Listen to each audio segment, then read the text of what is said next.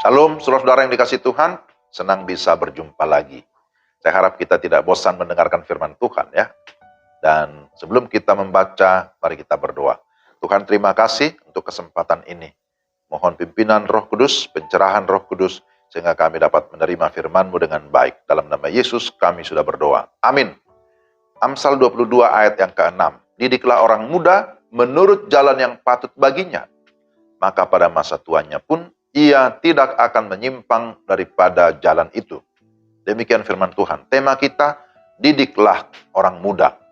Bapak Ibu, kalau memperhatikan di sepanjang minggu ini saya menyampaikan renungan berkaitan dengan peran orang tua, berkaitan dengan pendidikan anak, bagaimana mempersiapkan mereka menjadi generasi yang kuat, yang takut akan Tuhan.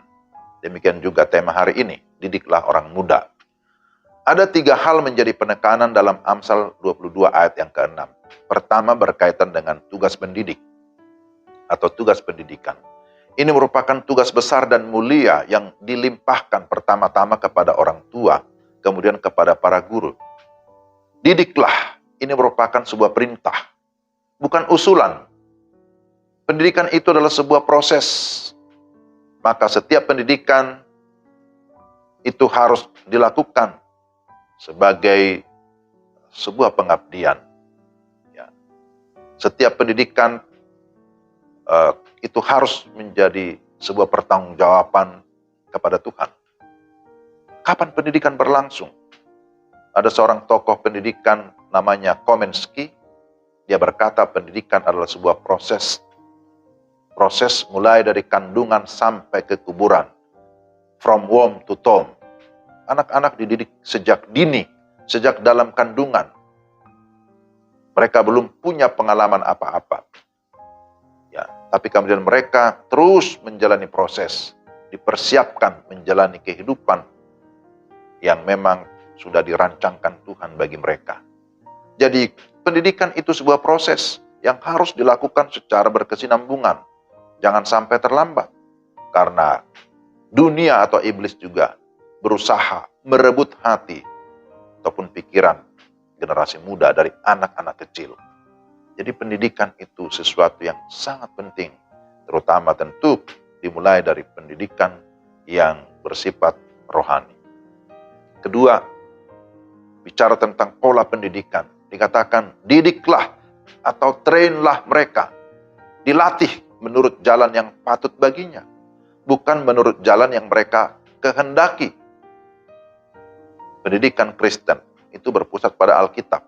Jadi kurikulumnya itu Alkitab. Bagaimana caranya?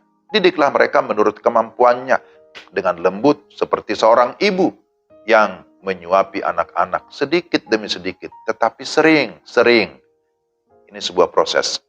Akan tetapi didiklah juga mereka seperti prajurit yang memang disiplin dan taat pada perintah komandannya.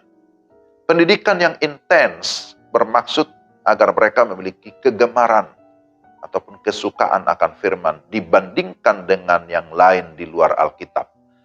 Nah, ini pendidikan Kristen. Ini tidak mudah Bapak Ibu. Di zaman sekarang ini bagaimana menanamkan kecintaan akan firman kepada anak-anak. Karena kadang-kala mereka melihat Alkitab pun sudah malas apalagi membacanya. Kalau lebih menarik gadget, handphone itu jauh lebih menarik. Karena itu memang tugas kita para pendidik untuk mentrain mereka, melatih mereka. Yang ketiga, kita harus mengerti tujuan pendidikan. Kenapa anak-anak harus dididik? Kenapa anak-anak muda, generasi muda harus dididik? Dikatakan agar mereka tetap pada jalan atau pada jalur, pada rel yang benar. Tidak keluar dari jalan kebenaran. Jadi, kalau dia sejak dini, sejak masa muda, sudah terlatih untuk hidup di jalan yang benar, di jalur yang benar, maka dikatakan, diharapkan, bahkan ini menjadi jaminan, supaya pada masa tua pun mereka tidak menyimpang daripada jalan itu. Pengajaran masa kecil atau pada masa muda itu menjadi sarana bagi mereka untuk tetap hidup, mencapai sasaran Tuhan. Jadi, mendidik anak itu diilustrasikan seperti menulis di atas batu, bukan di atas air tanpa bekas. Salomo, sang penulis Amsal, adalah contoh yang mendapat ajaran pada masa mudanya. Dan hingga masa tua pun, dia tetap efektif di dalam melayani. Dalam perjanjian baru ada contoh yang dari kecil sudah belajar firman Tuhan, maka sampai masa tua pun dia tetap setia melayani. Contohnya, Timotius. Dia tahu kebenaran, dia berjalan dalam kebenaran, dan akhirnya menjadi pemberita kebenaran. Kiranya firman Tuhan ini boleh menjadi berkat bagi kita. Mari kita berdoa. Tuhan, terima kasih untuk firman-Mu. Kiranya Roh Kudus menolong kami supaya kami dapat memahami, dan setelah itu kami dapat menerapkan firman-Mu dalam hidup kami. Dalam nama Tuhan Yesus kami berdoa. Amin. Demikianlah renungan kita. Selamat beraktivitas. Tuhan memberkati saudara sekalian. Salam.